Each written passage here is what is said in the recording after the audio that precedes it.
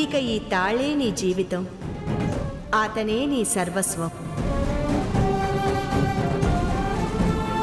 నన్ను క్షమించు చామ్.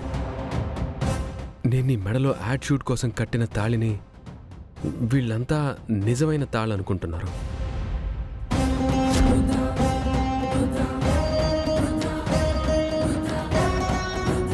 మనం నిజంగా భార్యాభర్తలమని ఊహించుకుంటున్నారు. నాకు తెలుసు, ఇంట్లో వాళ్ళకి తెలుసు. వాళ్ళకేం తెలుసు అదొక తాడు లాంటిదని.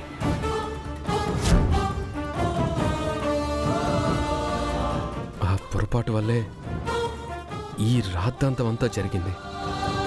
అమ్మ నిన్ను అంతగా అవమానించింది.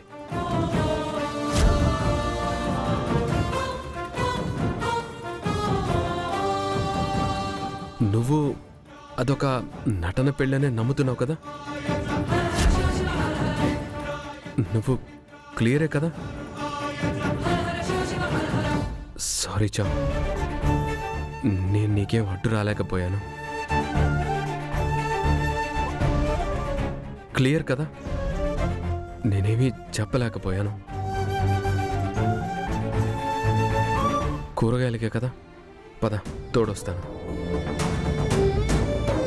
వద్దు ప్రేమ్ బాబు, ఇప్పటికే చాలా నిద్రలు పడుతున్నాను. మళ్ళీ మీరు నాతో వస్తే ఇంకా నన్నే అంటారు. మాటలు పడటం నాకు మామూలే అయినా మిమ్మల్ని అంటారు ప్రేమ్ బాబు. ఏం లేనప్పుడు ఎందుకు? వద్దులేండి.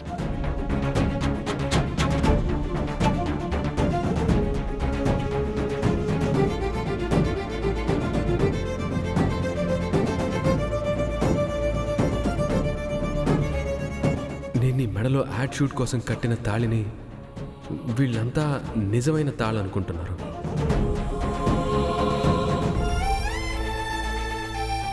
నువ్వు అదొక నటన పెళ్ళనే నమ్ముతున్నావు కదా?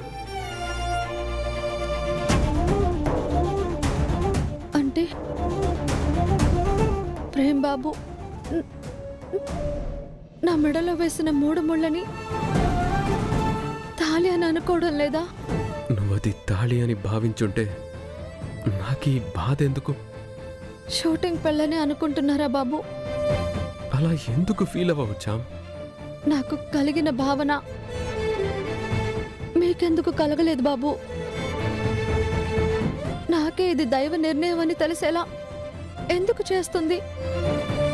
ఇక నిన్ను ఎలా దక్కించుకోవాలో నాకు అర్థం కావడం లేచ్చా. నేనేం చేయాలో కూడా నాకు తెలియట్లేదే. మీరు కట్టిన ఈ 3 ముళ్ళ బంధాన్ని కూడా తెంచుకోలేను.